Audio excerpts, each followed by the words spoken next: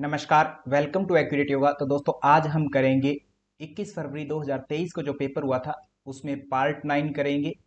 यदि आपने इससे पहले के पार्ट नहीं देखे हैं तो आप एप्लीकेशन इंस्टॉल कर सकते हैं। एक्यूरेट योगा के नाम से प्ले स्टोर पर अवेलेबल है। उसे इंस्टॉल करके आप कंप्लीट पीवाईक्यूज और कोई भी कोर्स आप ज्वाइन कर सकते हैं। आज पार्ट 9 में हम 81 से लेकर के 90 तक क्वेश्चंस को सोल्व करेंगे। तो चलिए दोस्तों शुरू करते हैं।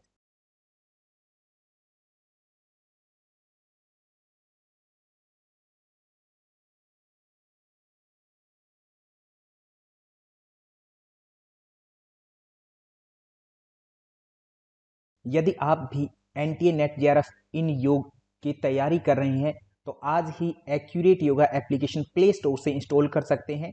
एक्यूरेट योगा स्पेलिंग इसके नाम से ही है, ACCURATEYOGA। ये लिखेंगे आपको एप्लीकेशन दिखाई देगी, उसे इंस्टॉल कर लें। उसमें आपको पेपर 1 और पेपर 2 दोनों जो कोर्सेज हैं वो कंप्लीट सिलेबस मिलता है। पेपर 2 योगा की जो फीस है 1 साल के लिए 12,000 रुपये है, जिसमें आपको 5 चीजें मिलती है। Number 1 special recording to the point, 1 से लेकर के 10 यूनिट जो है हमारे सिलेबस में वो सारे के सारे वन टाइम में आपको कंप्लीट मिल जाते हैं। दूसरा, डेली उसमें लाइव क्लासेस हमारी कंडक्ट होती है, तो बच्चों को डेप्थ में जब आपका कोई क्वेश्चन होता है, क्वायरी होती है, तो लाइव क्लास में आप आकर के पूछ सकते हैं। नंबर 3, अगर आप लाइव क्लास में नहीं आ सकते परंतु लाइव क्लास को आपको सुनने का मन होता है तो उस लाइव क्लास को हम रिकॉर्ड करते हैं जो एप्लीकेशन पर डाल दी जाती है। तो एप्लीकेशन पर आपको वो लाइव क्लासेस भी कंप्लीट मिलती है ताकि आप लाइव क्लास में नए आते हुए भी लाइव क्लासेस को देख पाएं। और जो फोर्थ चीज है वो आपको, जब आप पढ़ते हैं तो क्या आपने पढ़ा और क्या एग्जाम में आ सकता है, क्या प्रेडिक्ट हो सकता है फ्यूचर में क्वेश्चंस किसी टॉपिक से, तो वो यूनिट वाइज और टॉपिक वाइज जो है आपके सामने क्विजेस भी अवेलेबल होती है, तो उनको भी आप कभी भी कर सकते हैं। इसी के साथ में जो हमारी रीढ़ की हड्डी कही जाती है किसी भी एग्जाम की, PYQ series, previous year question paper, तो वो जो है आपको इसी पैकेज में पूरे कंप्लीट जो है प्रीवियस ईयर क्वेश्चन पेपर जितने आज तक हुए हैं योग विषय के, वो सारे के सारे आपको पांचों एक ही बार में मिल जाते हैं। ये सारा का सारा 1 साल के लिए 12,000 रुपए की फीस होती है, इसमें आप ज्वाइन कर सकते हैं। इसी के साथ में यदि आप पेपर 1 करना चाहते हैं जो कि हमारा जनरल एप्टीट्यूड होता है पेपर 1, इसमें भी आपको कंप्लीट सिलेबस जो है बोथ लैंग्वेज बाईलिंगुअल हिंदी और इंग्लिश दोनों में प्रोवाइड करवाया जाता है, जिसमें आपकी लाइव क्लासेस चलती हैं। लाइव क्लास में नहीं आ सकते हैं तो उनकी आप रिकॉर्डिंग सुन सकते हैं लाइव क्लासेस की। और इसके अलावा आपको क्विजेस भी प्रोवाइड करवाई जाती है जिसकी फीस है 1 ईयर के लिए 5,000 रुपीज, 5,000 रुपए। यदि आपकी कोई भी क्वायरी है तो आप दिए गए फोन नंबर पर हमें कॉल कर सकते हैं। तो जल्दी कीजिए, कोर्स को जल्दी बाय कीजिए। यदि आप ये सोच रहे हैं कि मुझे अभी एग्जाम ना दे करके अगली बार एग्जाम देना है तो मैं अगली बार तैयारी करूंगा, तो एक बात मैं बता देना चाहता हूं दोस्तों कि आप जब भी मन में आए, चाहे आपको 1 साल बाद में एग्जाम देना है चाहे 2 साल बाद में एग्जाम देना है, तो कंपटीशन क्योंकि हाई है तो इसलिए जल्दी से जल्दी पढ़ना शुरू करें। क्योंकि एग्जाम देना एक दिन होता है परंतु उसकी स्टडी, उसकी प्रिपरेशन जो है आपको पूरा साल कम से कम करनी होती है, तब जाकर के आप जो है जेआरएफ के लिए एलिजिबल होते हैं। सिलेबस बहुत लेंदी होता है, सिस्टमेटिकली समझना पड़ता है। सिलेबस छोटा है दिखने में परंतु उसको जब आप पढ़ते हैं तो वो काफी लेंदी हो जाता है, इसलिए उसको आपको ग्रेस्प भी करना होता है, उसको आपको डाइजेस्ट करना होता है पूरी तरह से। तो इसीलिए आप जितनी जल्दी अपनी तैयारी शुरू करें उतना बेटर है। तो इसीलिए जल्दी से एक्यूरेट योगा एप्लीकेशन डाउनलोड करें और अपना कोर्स, अपनी नेट जेआरएफ की जर्नी है जो अभी से शुरू करें। प्रश्न संख्या 81, मैस्लो के अनुसार मानव व्यक्तित्व के आवश्यकताओं को आरोही क्रम में व्यवस्थित कीजिए। तो अब्राहम मैस्लो एक व्यक्ति हुए जिन्होंने जो है ह्यूमनिस्टिक अप्रोच को दिया था, मानवतावादी उपागम जिसको बोलते हैं हिंदी में। आरोही क्रम पूछा है तो इसके लिए आपको जो है सीक्वेंस देखने के लिए इंग्लिश में इस प्रश्न को देखना पड़ेगा। क्वेश्चन नंबर 81 इंग्लिश में अवेलेबल है। तो नीड ऑफ हायरार्की बतानी है ह्यूमन पर्सनैलिटी में मैस्लो की थ्योरी के अकॉर्डिंग। तो अब्राहम मैस्लो हुए हैं जिन्होंने ह्यूमनिस्टिक अप्रोच दी है। तो यहाँ पर उन्होंने 5 स्टेप बताए, कहते हर व्यक्ति की नीड जो है बदलती रहती है, वेरी करती है व्यक्ति टू व्यक्ति, जो भी जिस तरीके का व्यक्ति है उसकी नीड वैसे करती है। अगर आपके पास कुछ भी नहीं है तो आपकी सबसे पहली नीड क्या होती है? Physiological need, physiological. और यहाँ पर और बायोलॉजिकल नीड कह सकते हैं इसको, बायोलॉजिकल नीड। माने अगर खाने को रोटी नहीं है तो आप ये नहीं कहो कि मेरे कपड़े कैसे कैसे नहीं है, पहले खाना ढूंढेंगे आप, है ना। बायोलॉजिकल नीड, ठीक है, ये हो गया। उसके बाद में सेकंड नंबर पर आता है कि अगर आपका पेट भरा हुआ है तो फिर आप सेफ्टी नीड की बात करते हैं, सेफ्टी की बात करते हैं। सेफ्टी, मतलब मेरे पास घर हो गई, सेफ्टी की बात करते हैं। थर्ड नंबर पर अगर चले तो उसके बाद में अगर आपके पास सेफ्टी भी होगी तो फिर आप अपनों की बात करते हैं, प्रेम प्यार की बात करते हैं, अपने परिवार के बारे में सोचते हैं, माने need for affiliation, affiliation and affection, इसकी बात करते हैं। जब ये अपने बिलोंगिंग्स, जो अपने रिश्तेदार आदि थे उनके लिए जो है प्रेम प्यार हो गया, तो उसके बाद में आपको क्या चाहिए होता है, सेल्फ एस्टीम की नीड होती है, सेल्फ एस्टीम की नीड होती है, माने इज्जत की परवाह होती है कि मुझे अब इज्जत चाहिए, इस तरीके की नीड पैदा होती है। तो उस समय आपको पैसे की जरूरत नहीं होती, पैसा चाहे कितना भी ले लो पर इज्जत करो, है ना, पैसे की कोई वैल्यू नहीं है। ऐसे देखे होंगे आपने समाज में, पैसे की वैल्यू नहीं है बट इज्जत के साथ कोई खिलवाड़ नहीं होना चाहिए, ठीक है, इज्जत पर कोई भी जो है ऊंचा नीचा ना दिखा दे कोई भी, तो ऐसा होता है ना। फिर उसके बाद में पांचवें नंबर पर आता है लास्ट में सेल्फ अटेनमेंट, सेल्फ अटेनमेंट मतलब मोक्ष की बात, कि वो चीज बाद में होती है तभी मोक्ष की होती है। आप ऑब्वियस बात है, अभी आप सभी के दिमाग में अगर आप नेट जेआरएफ कर रहे हैं तो आपके दिमाग में मोक्ष या आत्मा को प्राप्ति का कोई इच्छा नहीं होती है। कह देने से कि हाँ हमारा धर्मशास्त्र कहता है इसलिए हम आत्मा को पाएंगे, मोक्ष पाएंगे, स्टेटस लगा दिया, वो एक अलग फीलिंग है। बट रियल में आपके अंदर से वो आवाज नहीं उठती है हमारे अंदर से कि हमें वही चाहिए। अगर वही चाहिए होता तो शायद आप ये वीडियो ना देख रहे होते अभी। अगर आत्मा परमात्मा ही चाहिए होता आपको सच में, आज आपकी नीड यही होती तो आप ये वीडियो या नेट जेआरएफ की तैयारी बिल्कुल ना कर रहे होते। तो अगर आप ये वीडियो देख रहे हैं तो ऑब्वियस सी बात है हमें अभी मोक्ष नहीं चाहिए, क्योंकि अभी हमारा नीड जो है वो पैदा नहीं हुई। अभी हमारी नीड बेसिक्स ही है, हमारा घर बन जाए, करियर बन जाए, इस तरीके की बातें हैं, ठीक है। तो यहाँ पर ये 5 स्टेप दिए गए हैं, तो इनको ही अरेंज करना था, जैसे दिए गए उसी तरीके से हम अरेंज कर देंगे इनको। जैसे फिजियोलॉजिकल नीड दिया गया है ई में, तो ई लिख दिया आपने इसके आगे। उसके बाद में सेफ्टी को कहा गया बी, तो बी कह दिया। एफिलिएशन को कहा गया, बिलोंगिंग्स लव को कहा गया, ए कह दिया। सेल्फ एस्टीम की बात की तो डी कह दिया, और लास्ट में मोक्ष मिलता सेल्फ अटेनमेंट जिसको बोला गया सी कह दिया। तो ई बी ए और डी सी आरोही बढ़ते क्रम में, असेंडिंग ऑर्डर बोला है, ये भी ध्यान रखना। तो ई पहले आना चाहिए, ई बी ए और डी सी जहां पर भी है वो राइट आंसर हो जाएगा, माने ऑप्शन नंबर 2 जो है वो राइट हो जाएगा। इस चीज को आप समझेंगे अच्छे से। तो यहां पर अब्राहम मैस्लो की हायरार्की ऑफ नीड, नीड जो है उसको दर्शाया गया है। तो यहां पर सबसे पहले जो होती है फिजियोलॉजिकल नीड, बेसिक नीड में आती है रोटी कपड़ा और मकान मिल जाए, सेफ्टी मिल जाए, सुरक्षा मिल जाए, यही सब चाहते होते हैं। हम करियर बना रहे हैं, एक अच्छा सा घर हो और अच्छा भोजन पेट भर जाए, ये 2 चीज चाहते हैं। उसके बाद में सोसाइटी के प्रति या मेरे परिवार के प्रति, उसके प्रति आपकी जिम्मेदारी होती है थोड़ी सी, समाज में आपका थोड़ा सा योगदान चाहिए होता है आपको। और फिर सेल्फ एस्टीम, सेल्फ एस्टीम मतलब आत्मविश्वास चाहिए होता है आपको अपने प्रति। और लास्ट में सेल्फ एक्चुअलाइजेशन मतलब मोक्ष की बात होती है, अंत में जाकर के आप अपने आप को फील करना चाहते हैं, ऊपर से ऊपर जो नीड होती है सुप्रीम, उसको पाने के लिए फिर आपकी इच्छा होती है लास्ट में। तो ये 5 जो स्टेप बताए गए मैस्लो के द्वारा, मैस्लो की ह्यूमनिस्टिक अप्रोच बोल देते हैं इसको।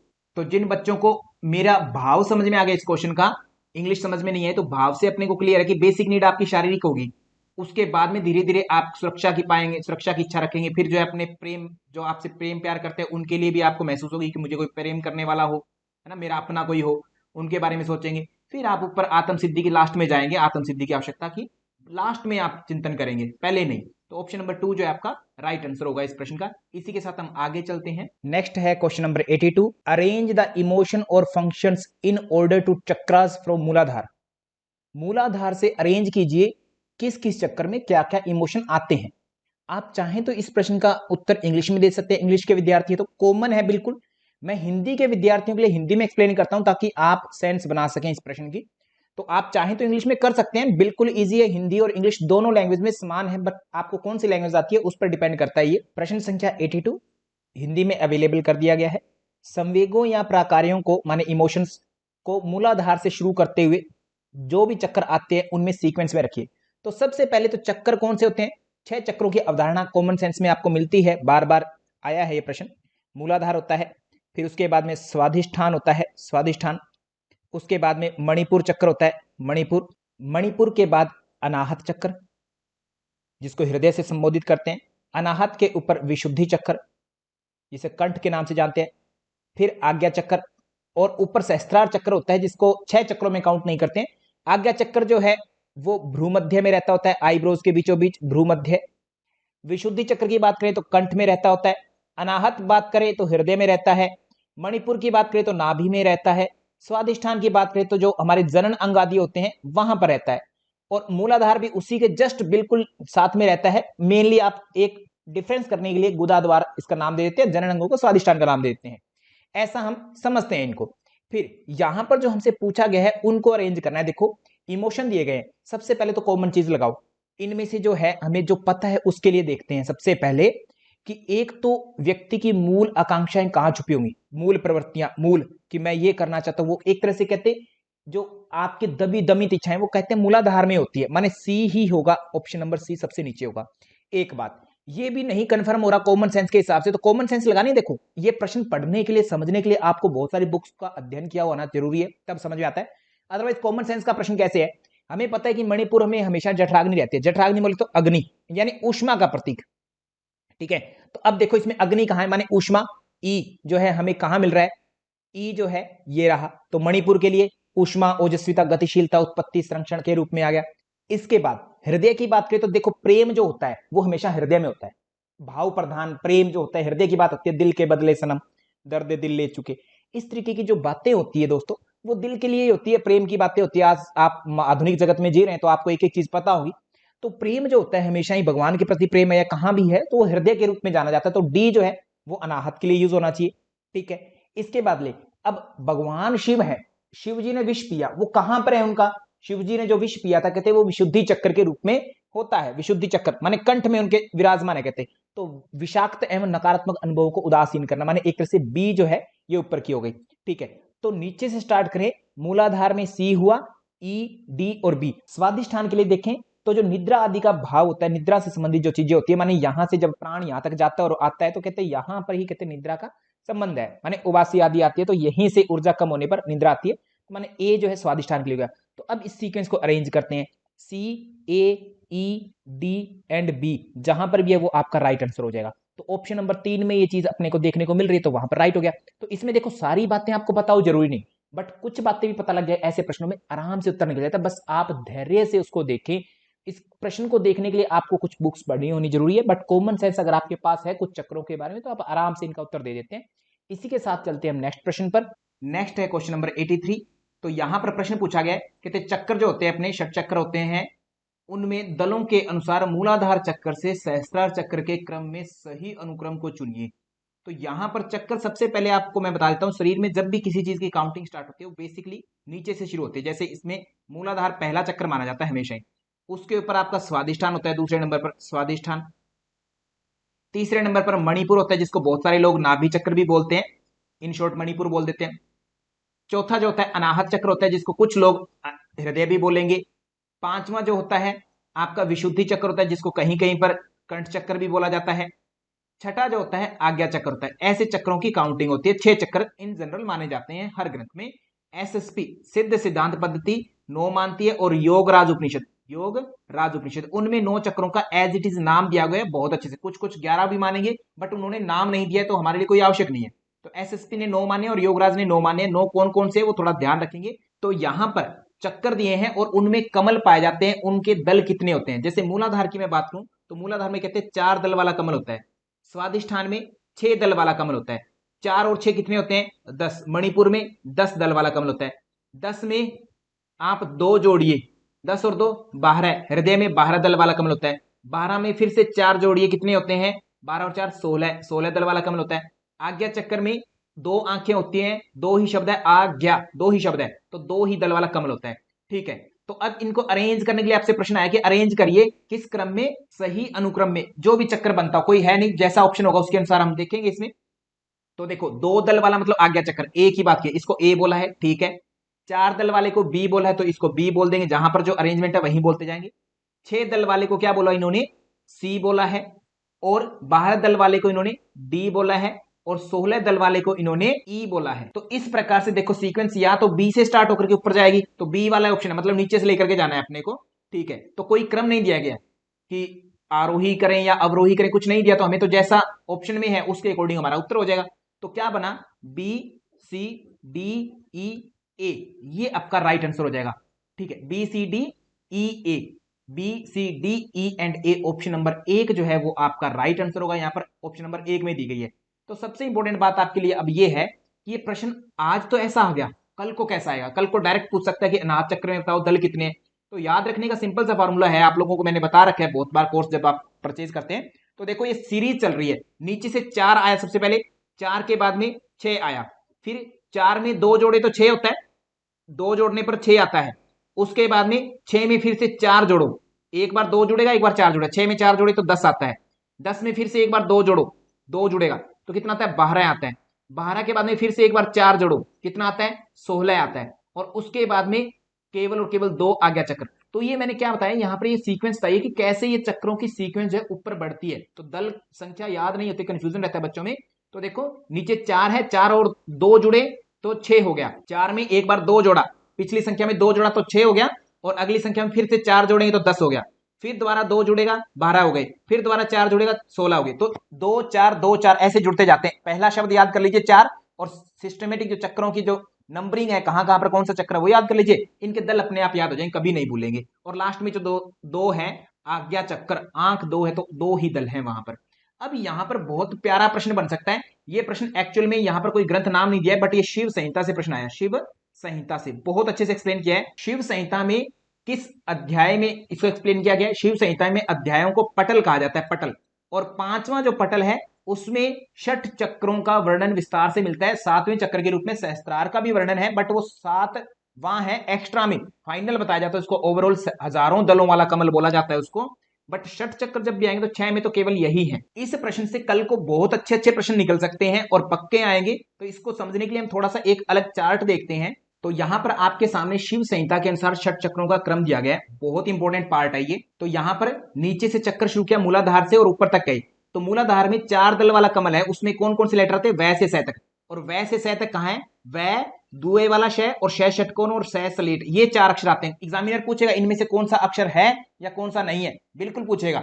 नेक्स्ट है स्वादिष्ठान चक्र। स्वादिष्ठान में 6 दल वाला कमल है, बै से लय तक अक्षर है, बै से लय तक बै भै म य र ल, ये 6 अक्षर है। इनमें से कोई भी अक्षर पूछ लेगा एग्जामिनर। आगे मणिपुर चक्र है, मणिपुर में 10 अक्षर कहे गए डै से फै तक। तो डै से फै तक कहां है, डै ढ ण तै थ दै ध न पै और फै, ये 10 अक्षर जो है मणिपुर चक्र पर हो गई। उसके बाद में अनाहत चक्र की बात करें तो अनाहत पर 12 दल बताए गए हैं, कै और ठै। कै से ठै मतलब कै ख ग घ ड़ चै छ ज झ य टै और ठै, ये जो है 12 अक्षर जो है अनाहत चक्र में बता दिए इन्होंने। इनमें से कुछ भी पूछ सकता है एग्जामिनर की जैसी इच्छा हुई वैसे पूछेगा।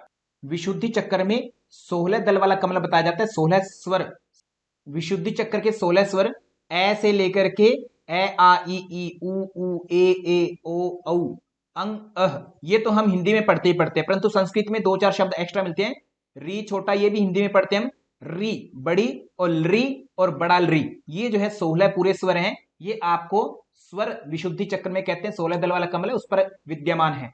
और आज्ञा चक्र के रूप में अगर देखें, आज्ञा चक्र में 2 दल हैं, है और अक्षय, है और अक्षय। इस प्रकार से सारी की सारी वर्णमाला जो है हमारे 6 चक्रों पर है। 6 चक्रों पर सारी वर्णमाला है। त्रय की बात करें तो त्रय जो है एक्स्ट्रा वर्ड है, ये मिलकर के बनता है, जैसे तय और रै, त्रय ऐसे बनता है त्रय, है ना, उन्हीं से मिलकर बनेगा। य की बात करें तो ये ग और य इस प्रकार से बन जाता है कहते। तो ये जो है कहते इनकी एक्स्ट्रा कोई जरूरत नहीं है, तो ये जो पहले ही बनते हैं अपने, ये उन्हीं से मिक्स हो गए बनते, एक्स्ट्रा में शब्द नहीं है ये। तो इस प्रकार से पूरी वर्णमाला 6 चक्रों में है। और इन पूरी वर्णमालाओं के बीच में से कौन जाती है, कुंडलिनी जो इन चक्रों का भेदन करते हुए ऊपर जाती है। तो कुंडलिनी क्योंकि सारे वर्णों को क्रॉस करती हुई जाती है, तो इसलिए, और यही वर्णों की सहायता से हम बोलते हैं, वाणी का उच्चारण करते हैं, तो इसीलिए कुंडलिनी को क्या कहा गया है, बहुत इंपॉर्टेंट पॉइंट है, कुंडलिनी को वाग देवी कहा गया है। वाग देवी कहा जाता है, वाणी का उच्चारण करने वाली वाग देवी, क्योंकि इसके ऊपर वो सारे शब्दों को कहते हैं भिन्नति हुई जाएगी ऊपर, तो वाग देवी इसको कहते हैं। यहां पर एक और इंपॉर्टेंट पार्ट है, इनके सिद्धों के भी नाम बताए गए हैं, तो वो आपको याद करने हैं। मूलाधार में द्विदंड बताया गया है, बाण बताया गया, स्वादिष्ठान में, मणिपुर में रुद्र बताए गए हैं, अनाहत में पिनाकी और विशुद्धि में छगलान और आज्ञा चक्र में महाकाल सिद्ध के रूप में बताए जाते हैं। इसी के साथ में इनकी शक्तियां हैं, इनको देवी बोल देते हैं, कहीं कहीं पर देवता वर्ड भी लिखा होता है। तो नीचे से शुरू करें, मूलाधार में डाकिनी, स्वादिष्ठान में राकिनी, मणिपुर में लाकिनी, अनाहत में काकिनी और विशुद्धि में शाकिनी और आज्ञा चक्र में हाकिनी। तो अगर आप इन देवियों को याद रखना चाहते हैं तो इसके लिए ड र ला, डरला, काश ह, काश है, ड से डाकिनी, र से राकिनी, ला से लाकिनी और का से काकिनी, श से शाकिनी और ह से हाकिनी, ये सारे चक्रों में जो है कोरिलेट हो जाएगी। डरला काश है और नीचे से चक्कर तो आपको याद होने चाहिए। थोड़ा सा तो याद करना पड़ेगा, बहुत सारी चीजें रट्टा लग करके आप सीखते हैं, कुछ ट्रिक्स काम आ जाती हैं और कुछ जो आपकी समझदारी काम आती है।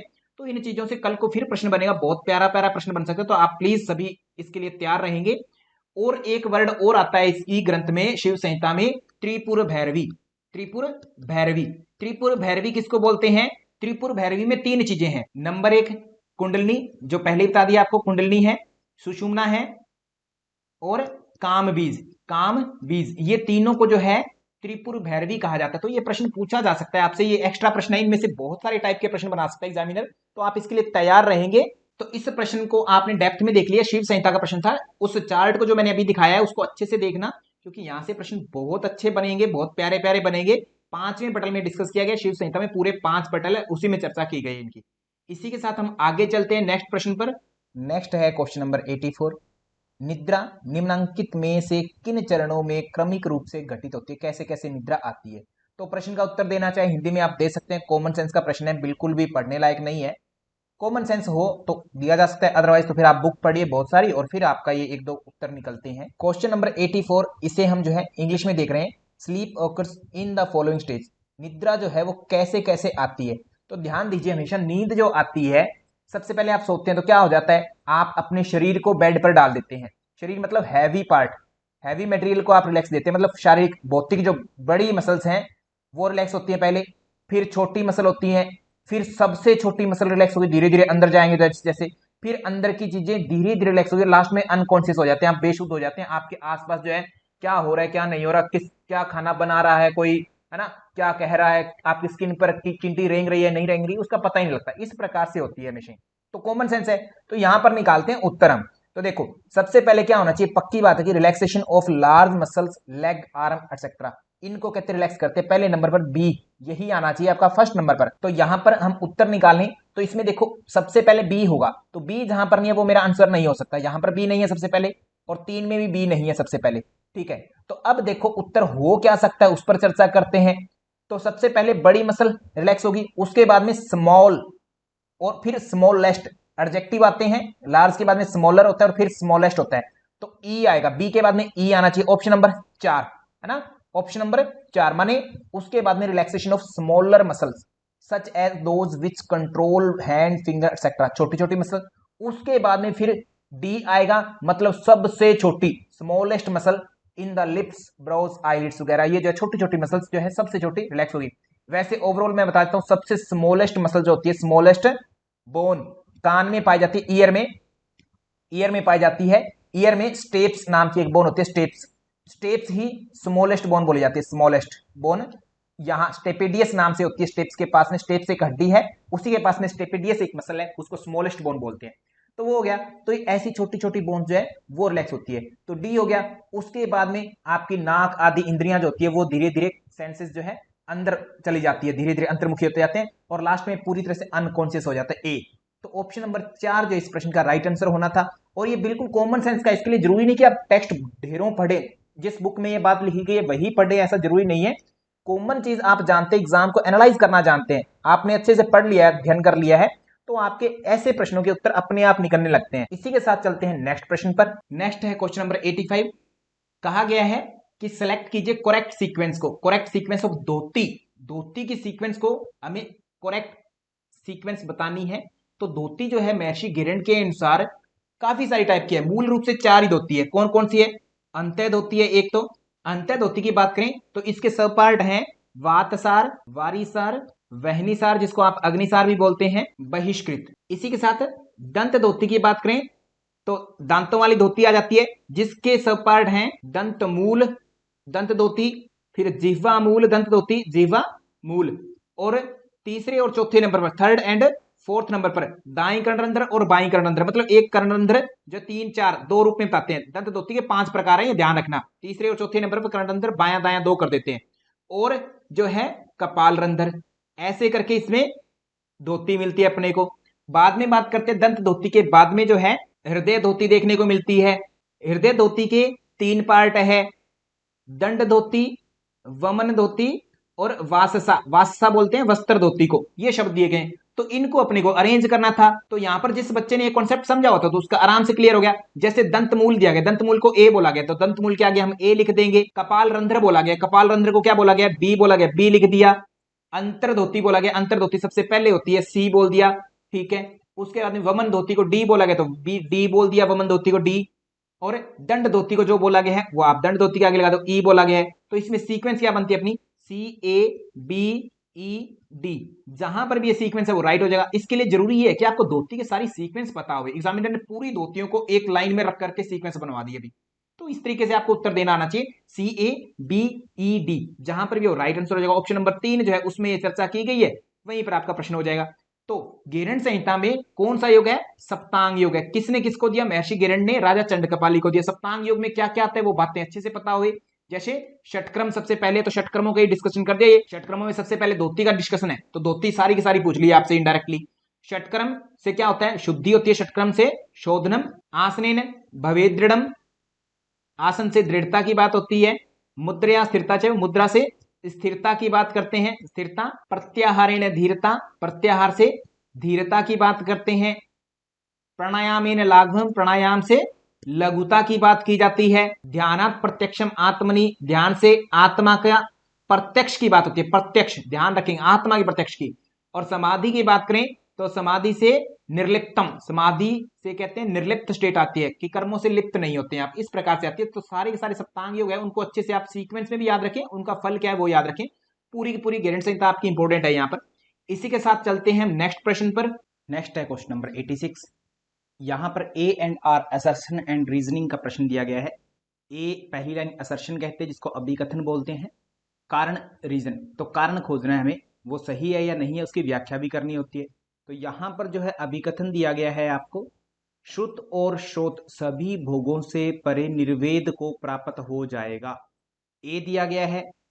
तो सबसे पहले तो आपको ये पता होना चाहिए श्लोक कहां से आया है, तो दूसरे अध्याय भगवत गीता में 52 नंबर श्लोक से आता है ये, वहां पर एक्सप्लेन किया गया है। इससे पहले दूसरे अध्याय में 50वां जो श्लोक है, बुद्धि युक्त जाहति है उभे सुकृते दुष्कृते तस्माद् योगाय युज्यस्य योगः कर्मसु कौशलम। तो दूसरे अध्याय का 52वां श्लोक जब आता है तो उसमें कहा जाता है कि जब जिस काल में तुम्हारी बुद्धि जो है, ये जो सुने हुए है तुमने या सुनने में और आ सकता है जो तुम्हारे, वो सारे इस संसार के और इस संसार से परे के जो भोग वस्तु है, भोग है, उन सबसे निर्वेद, निर्वेद मतलब वैराग्य हो जाएगा, एक तरह से परे हो जाओगे।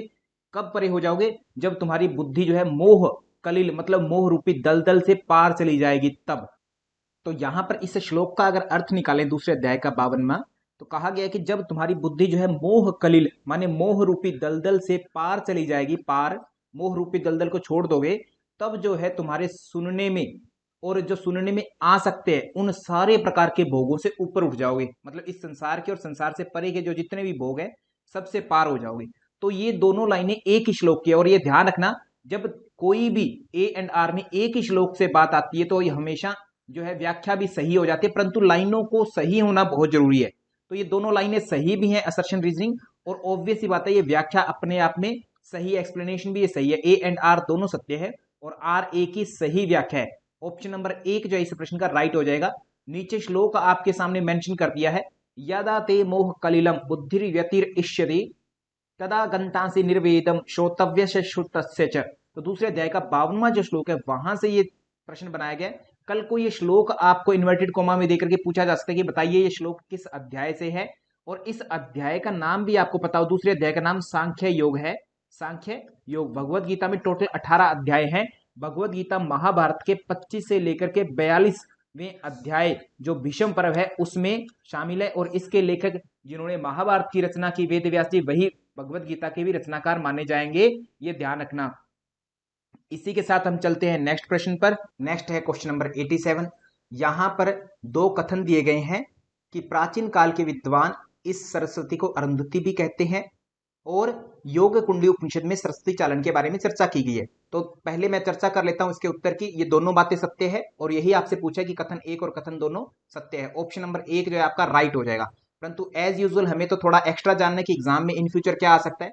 योग कुंडली उपनिषद में चर्चा आती है, कहते चित्त जो है ये चंचल है, चंचल है, और इस चंचलता के दो कारण है। एक बोलते हैं समीर को और एक बोलते हैं वासना को। वासना माने चित्त में जो चंचलता है वो चित्त की वासना, चित्त की प्रवृत्ति, चित्त की वृत्तियां। और ऐसे ही समीर यूज होता है प्राण के लिए, वायु माने प्राण, और वासना मन में होती है एक तरह से। चित्त में प्राण और मन का संबंध रहता ही हमेशा, तो कहते प्राण अनकंट्रोल है तो मन अनकंट्रोल रहेगा, मन अगर अनकंट्रोल्ड है तो प्राण अनकंट्रोल्ड रहेंगे। ठीक है, तो इनमें से कहते दोनों को कंट्रोल करने का उपाय यही है कि एक को बांध लो किसी को भी, दूसरा अपने आप बंध जाएगा, दोनों एक दूसरे से संबंधित है। ये कहते हैं कि प्राण को नियंत्रित करना आसान है, इसलिए प्राण को कहते बांधो सबसे पहले। तो प्राण विजय हेतु तीन चीजें बताते हैं। पहली बार में मिताहार बताते हैं, मिताहार। दूसरे नंबर पर आसन के ऊपर चर्चा करते हैं। तीसरे नंबर पर शक्ति चालन का यूज करते हैं। अब जो है ये शक्ति चालन दो भेदों से, दो प्रकार से, एक सरस्वती चालन के रूप में कहते हैं इसको, और दूसरा जो है प्राण रोध के रूप में बांटा गया है, प्राण रोध के रूप में। पहले सरस्वती चालन पर चर्चा करेंगे। सरस्वती चालन के बारे में कहा जाता है कि इसको प्राचीन समय में अरुंधति कहते थे, ऐसा ग्रंथकार ही बोलते हैं ये बात, अरुंधति कहते थे। और इस अरुंधति को अपने स्व स्थान से, जहां पर भी ये मूलाधार आदि में पाई जाती है, तो इसको भ्रूमध्य तक पहुंचाना सरस्वती चालन पूर्ण माना जाता है। और इसके लिए कहते हैं आप क्या कर सकते हैं, जब ईड़ा नाड़ी चल रही होती है तब जो है अपने श्वास को ईड़ा और पिंगला से तेजी से रेचक पूरक करते रहें। इस हेतु एक काम और बताया जाता है, कहता है एक वस्त्र लेना, वो जो है कुंडली स्थान माने नाभि के आसपास जो है लपेट लेना। कितना हो कपड़ा, 12 अंगुल और 4 अंगुल चौड़ा, 12 अंगुल लंबा और 4 अंगुल चौड़ा कपड़ा जो है कुंडली वाले स्थान मतलब नाभि जो मूलाधार के आसपास का चक्र है, कटी प्रदेश, उसमें आपको लपेट लेना है। तब आपको ईड़ा और पिंगला से क्रमशः बार बार रेचक पूरक करते हुए सरस्वती चालन का अभ्यास करना है। कहा जाता है कि सरस्वती चालन से यानी शक्ति चालन से गुलम, प्लीहा, जलोदर और पेट के समस्त रोग जो है दूर हो जाते हैं, ऐसा भी कहा गया है। सरस्वती चालन के बाद में फिर बात करते हैं प्राण रोध पर। प्राण रोध माने प्राणायाम के कहते 4 प्रकार है। कौन कौन से हैं, एक सूर्य भेदी है, एक उज्जाई है, फिर जो है शीतली, दुए वाला शीतली, और अंत में भस्त्रिका की बात की जाती है। और भस्त्रिका के लिए कहा जाता है कि इसको विशेष रूप से करना चाहिए। इसमें एक बहुत बड़ी बात है, सूर्य भेदी के जो लाभ है वो सेम हठ प्रदीपिका की तरह ही है लगभग। इसमें एक बात कही जाती है कि सूर्य भेदी में जो आप करेंगे तो 4 प्रकार के वात दोषों का नाश हो जाता है। 4 ही कुंभक है तो 4 प्रकार के वात दोषों का नाश होता है। अब वो कौन से दोष हैं उनका इस ग्रंथ में वर्णन नहीं किया गया, तो ये छोटी सी बातें ध्यान रखें। इस ग्रंथ में 10 विघ्नों का भी वर्णन किया गया, 10 विघ्न का वर्णन किया गया है, वो भी क्रमशः याद रखें। और साथ में ये जो चारों कुंभक है, इन चारों कुंभकों को प्रथम दिन जो है कहते 10 बार करना है, दूसरे दिन 15 बार करना है, तीसरे दिन 20 बार करना है। ऐसे ऐसे करके प्रतिदिन जो है +5 करते जाओ, ऐसे बढ़ाना है कहते हैं ये क्रम में। तो ये बातें छोटी छोटी है परंतु बहुत काम के, एग्जामिनर इन्हीं बातों को फिर से रिपीट करता है। और एक जो सबसे इंपॉर्टेंट बात है कि कोई भी उपनिषद किस वेद से संबंधित होता है, जैसे हमारे सामने आए योग कुंडली, तो कैसे कुंडलिनी और कैसे ही कृष्ण यजुर्वेद से ये संबंधित है। इस तरीके से एक एक बात जो है याद रखें। इस प्रश्न का राइट आंसर जो है ऑप्शन नंबर 1 जो है बिल्कुल राइट है। इसी के साथ हम नेक्स्ट प्रश्न पर चलते हैं। नेक्स्ट है प्रश्न संख्या 88। यहां पर जो है आपको 2 लाइनें दी गई हैं फिर से। यदि नाड़ियां मल से भरी हुई हों तो प्राण मध्य मार्ग में नहीं चल सकता। प्राण जो है माने सुषुम्ना में नहीं चलता, ये बात बिल्कुल सत्य है। प्राण सुषुम्ना में नहीं जाएगा क्योंकि नाड़ियां मल से भरी होगी तो प्राण कैसे फ्लो होगा सुषुम्ना में, उसके लिए नाड़ी शुद्धि करना जरूरी होता है। ठीक है, अब दूसरी बात जो है, मलों से व्याप्त नाड़ियां जब निर्मल हो जाती है, निर्मल मतलब मलों से रहित हो जाती है, जब मल नहीं रहते नाड़ियों में, कहते तभी जो है साधक प्राण को नियंत्रित करने में समर्थ हो पाता है। तो यहां पर ये दोनों बातें तो सत्य जरूर है, परंतु एक में प्राण को मध्य मार्ग में ना चलने की बात की गई है, एक में नियंत्रित हो जाएगा ऐसी बात कर रहे हैं। तो ये व्याख्या सही नहीं है, एक नेगेटिव स्टेटमेंट है, एक पॉजिटिव स्टेटमेंट है।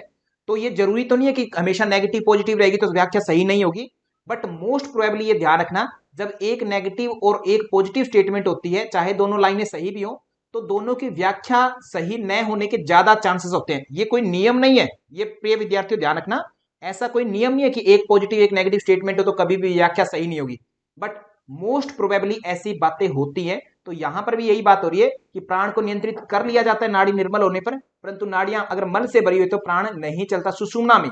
एक सुषुम्ना की बात हो रही है, एक नियंत्रण की बात हो रही है, तो दोनों अलग अलग है, व्याख्या सही नहीं है। तो ए एंड आर दोनों सत्य जरूर है, परंतु जो है व्याख्या बिल्कुल भी सत्य नहीं है, ये बात ध्यान रखिए। मैं फिर से आपका ध्यान दिलाना चाहता हूं कि जब नेगेटिव और पॉजिटिव स्टेटमेंट आती है, दो अलग अलग, एक नेगेटिव है और एक पॉजिटिव है, बेशक वो एक ही बात को रिप्रेजेंट की जा रही है, तो भी जो है हमारी व्याख्या सही नहीं होने के ज्यादा चांसेस होते हैं, सही व्याख्या नहीं होती है ऐसा माना जाता है। ये कोई नियम नहीं है, फिर ध्यान दीजिएगा विद्यार्थियों, इसको थोड़ा सा समझने की जरूरत है। जैसे जैसे कॉन्सेप्ट डेवलप होते जाएंगे, समझते जाओगे, एक एक चीज आपको भी समझ में आती जाएगी। इसी के साथ चलते हैं नेक्स्ट प्रश्न पर। नेक्स्ट है क्वेश्चन नंबर 89।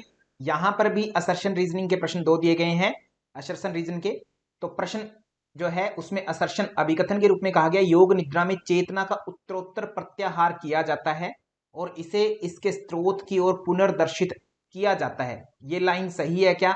ये लाइन बिल्कुल सही है। हिंदी में देखें तो आप कारण दें, जब चेतना स्वयं को संवेदी एवं प्रेरक अंगों से वियोजित कर लेती है तो मस्तिष्क के संवेदी और प्रेरक प्रांतस्था कोर्टेक्स और बाह्य जगत के मध्य संपर्क धीरे धीरे समाप्त हो जाता है। तो ये भी बात जो है लगभग सही है। ए एंड आर दोनों सही है, सही व्याख्या भी सही है। तो ये प्रश्न आया कहां से है? पहले इस प्रश्न को इंग्लिश में देखते हैं। प्रश्न संख्या 89 जो है इंग्लिश में आपके सामने प्रश्न है। तो ये प्रश्न, इन योग निद्रा consciousness is progressively withdrawn and redirect internally toward it's source. कहते हैं कॉन्शियसनेस जो होती है अंदर चली जाती है, योग निद्रा जब आप करते हैं अंदर की तरफ चले जाते हैं। तो ये तो कॉमन सेंस है बिल्कुल। योग निद्रा में आप बाहर की चीजों पर जो है अट्रैक्ट नहीं होते, अंदर की तरफ जाने लगते हैं। धीरे धीरे कॉन्शियसनेस अपने अंगों को छोड़ते हुए अपने सेंटर पर जाने लगती है।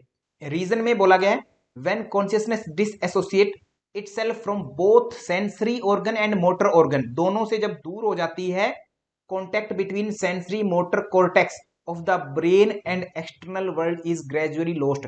अर्थात सेंसरी और मोटर कॉर्टेक्स जो होता है ब्रेन का, उसमें संबंध टूट जाता है और बाहर का जो जगत होता है कहते हैं वो लॉस्ट हो जाता है, मतलब उसको खत्म कर देते हैं एक तरह से। उसी बात को एक्सप्लेन करें कि सेंसरी और मोटर न्यूरॉन अपना काम नहीं करेंगे तो अपने को बाहर की संवेदनाएं मिलेगी नहीं, कॉन्शियसनेस अंदर चली गई।